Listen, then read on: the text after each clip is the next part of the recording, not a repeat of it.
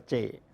Bungkus yang di luar adalah mereka kapitalis, tetapi mereka masih menerapkan prinsip-prinsip komunis seperti adanya pengendalian satu partai, adanya sentral komite, kemudian yang ciri-ciri yang jelas adalah mereka sangat anti agama. Banyak ciri-ciri lagi yang lain.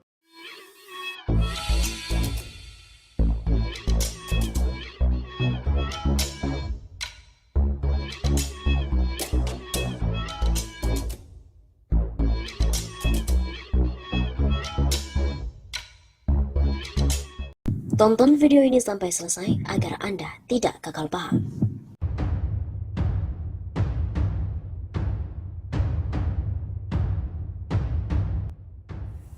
Dosen senior UI mengungkap banyak pejabat yang mendukung komunis gaya baru. Banyak pejabat di Indonesia mendukung komunis gaya baru, di mana mengadopsi Partai Komunis Cina atau PKC, di mana secara ideologi komunis tetapi menjalankan ekonomi secara kapitalis. Suka tidak suka, mengaku atau tidak mengaku, banyak pejabat yang mendukung komunis gaya baru. Aneh bin ajaib, saya yang memaparkan hasil riset PKI gaya baru dimaki salah satu menteri. Kata dosen senior Universitas Indonesia UI, Taufik Bahaudin di channel YouTube UI Watch berjudul, "Jelas, semua menjurus bangkitnya komunis gaya baru."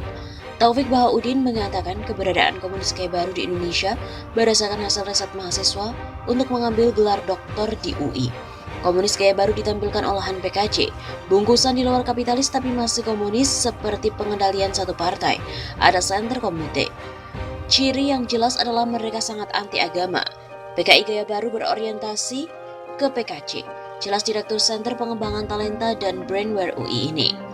Menurut Taufik lagi, komunis gaya baru yang bergerak terus dan menyusup lembaga-lembaga pemerintahan, parpol dan sebagainya, tidak tampil langsung dengan menggunakan kepanjangan tangan melalui buzzer. Komunis gaya baru menyusup ke ormas-ormas Islam.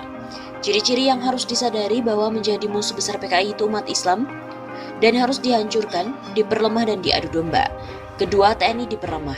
Jadi yang menjadi kepanjangan tangan strategi komunis gaya baru kita sangat mudah mengidentifikasikan dengan cara menjelekkan Islam atau Islamofobia. Papar Taufik Bahaudin. Selain itu, terdapat dugaan kebangkitan komunis gaya baru melalui BPIP. Ada dugaan komunis gaya baru. Kebangkitan tersebut di Indonesia melalui Badan Ideologi Pembinaan Pancasila atau BPIP. Dugaan membangkitkan komunis gaya baru melalui BPIP ini muncul.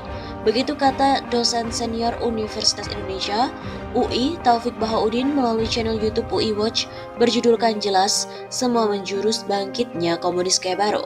Taufik menuding ada dugaan kebangkitan komunis gaya baru melalui BPIP berdasarkan lomba penulisan yang diadakan oleh lembaga negara tersebut yang terkesan mengadu domba dan menuding Islam tidak nasionalis.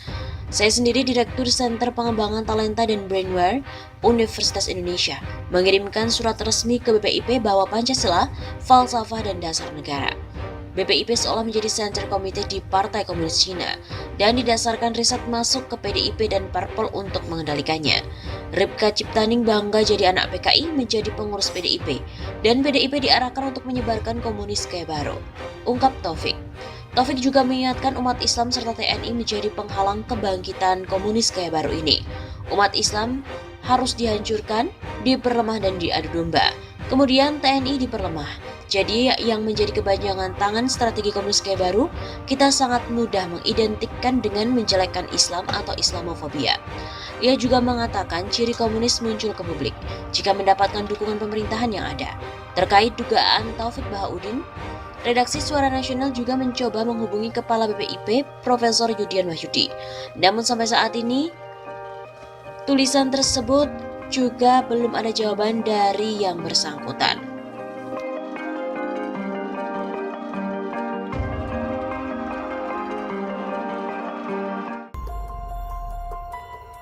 Wah, dikabarkan bakal ada isu Presiden 3 periode.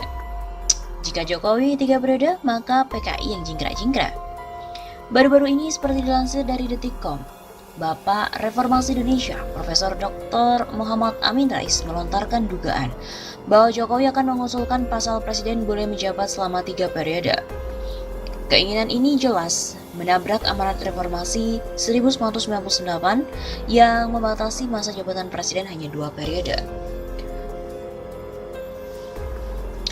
Pernah dituliskan oleh penulis bahwa ada judul Waspada Agenda Besar Parlemen Indonesia periode 2019-2024, dan akhirnya tulisan tersebut viral, dimuat di beberapa situs berita online.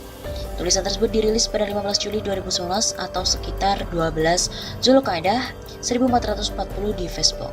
Sekarang akun Facebooknya telah di-banned oleh pihak Facebook. Dalam tulisan tersebut, seorang penulis itu menjelaskan tentang adanya skenario dan juga target yang hendak dicapai di balik isu amandemen Undang-Undang Dasar 1945. Sebab Undang-Undang Dasar 1945 pasal 7 hasil amandemen tahun 1999 berbunyi, Presiden dan Wakil Presiden memegang jabatan selama 5 tahun, dan sesudahnya dapat dipilih kembali dalam jabatan yang sama hanya untuk 1 kali masa jabatan. Isu amandemen Undang-Undang Dasar 1945, khususnya pada pasal 7 tentang masa jabatan presiden yang semula hanya 2 periode, menjadi kemungkinan 3 periode atau lebih. Tulisan tentang jabatan presiden 3 periode atau lebih itu ditulis 2 tahun lalu, ternyata bukanlah isu belaka.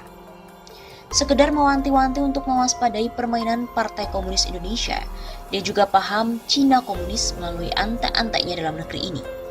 Bila lengah, maka amandemen Undang-Undang Dasar 1945, khususnya pada pasal 7 kemungkinan akan berhasil. PKI dan antek-antek komunis pun akan tepuk tangan dan berjingkrak-jingkrak merayakan kemenangan agenda mereka semua. Isu tentang rencana amandemen Undang-Undang Dasar 1945, khususnya pasal 7, nampaknya akan menjadi perbincangan hangat dan juga panas. Diprediksi akan timbul gejolak sosial yang meluas di masyarakat. Bagaimana mungkin saat ekonomi anjlok, angka kemiskinan bertambah, pengangguran pun bertambah, rakyat hidup susah, malah minta 3 periode. Yang bener aja. Isu Jokowi 3 periode ini menguat lagi pasca kisruhnya Partai Demokrat yang melakukan Kongres Luar Biasa atau KLB di Sibolangit, Deli Serdang, Sumatera Utara. Ditengarai KLB Partai Demokrat tersebut didukung oleh lingkaran istana. Banyak juga pihak yang menuding kisruh menimpa Partai Demokrat itu diduga sekarang ini diotaki oleh para jenderal merah. Disinyalir Muldoko dan juga faksi yang tersingkir di Partai Demokrat beberapa tahun silam hanyalah pemain figuran saja. Pengendalinya yang sebenarnya adalah geng politik Jenderal Merah yang sangat berpengaruh. Selain kisruh di Partai Demokrat, publik juga mensinyalir safari politik Ketua Umum Partai Golkar, Airlangga Hartarto, ke beberapa Ketua Umum Partai untuk membawa misi khusus.